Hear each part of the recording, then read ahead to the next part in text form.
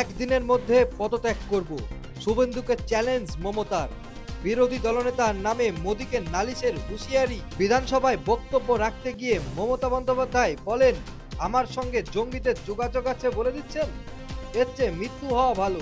এই দেশ সবার। বন্ধুরা, আপনারা দেখছেন ওয়াইএস অফিসিয়াল ইউটিউব চ্যানেল। সম্পূর্ণ ভিডিও দেখার অনুরোধ রইল। ভিডিও ভালো লাগলে একটা লাইক করুন, চ্যানেলটাকে সাবস্ক্রাইব করে দিন। তার সঙ্গে কাশ্মীরি বা বাংলাদেশি জঙ্গিদের যোগাযোগের প্রমাণ দিতে পারলে তিনি একদিনের মধ্যে মুখ্যমন্ত্রী পদ থেকে ইস্তফা দেবেন বলেন।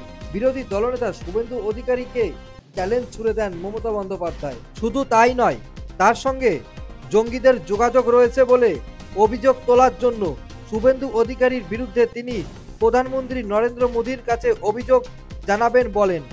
বিধানসভায় দাঁড়িয়ে হুঁশিয়ারি দিলেন মমতা বন্দ্যোপাধ্যায়। গতকাল বিধানসভায় সাসপেন্ড হওয়ার পর মুখ্যমন্ত্রীর বিরুদ্ধে তোষণের রাজনীতির অভিযোগ তুলতে গিয়ে চাঞ্চল্যকর একাধিক অভিযোগ করেছেন বিরোধী দলনেতা শুভেন্দু অধিকারী। এই দিন রাজ্যপালের বক্তব্যের পরে জবাবি ভাষণ দিতে গিয়ে বিরোধী দলনেতাকে এই সমস্ত অভিযোগের উত্তর দেন মমতা। মুখ্যমন্ত্রী বলেন, আমি নাকি হিন্দু ধর্মকে তাচ্ছিল্য করি, আর আমি নাকি মুসলিম লীগ করি।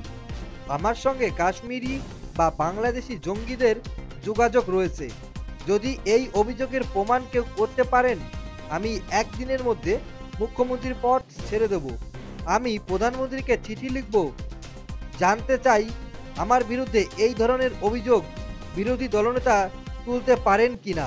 এই দিন মুখ্যমন্ত্রী বক্তব্যের সময় অবশ্য বিরোধী দলনেতা বা বিজেপির কোনো বিধায়কই ভিতরে উপস্থিত ছিলেন না। এই দিন মুখ্যমন্ত্রীর বক্তব্যের সময় অবশ্য বিরোধী দলনেতা বা বিজেপির কেউ বা কোনো বিধায়কই ভিতরে উপস্থিত ছিলেন না। গতকাল শুভেন্দু অধিকারীকে সহ 4 বিধায়ককে সাসপেন্ড করেন স্পিকার। সাসপেন্ড করার সিদ্ধান্তে প্রতিবাদে বিধানসভার গেটের সামনে অনস্থা বিক্ষোভ করেন বিজেপি বিধায়কেরা। অধিবেশনের কক্ষে মুখ্যমন্ত্রীর বক্তব্যের সময় পাল্টা বিধানসভার গেটের সামনে বক্তব্য রাখেন বিরোধী দলনেতা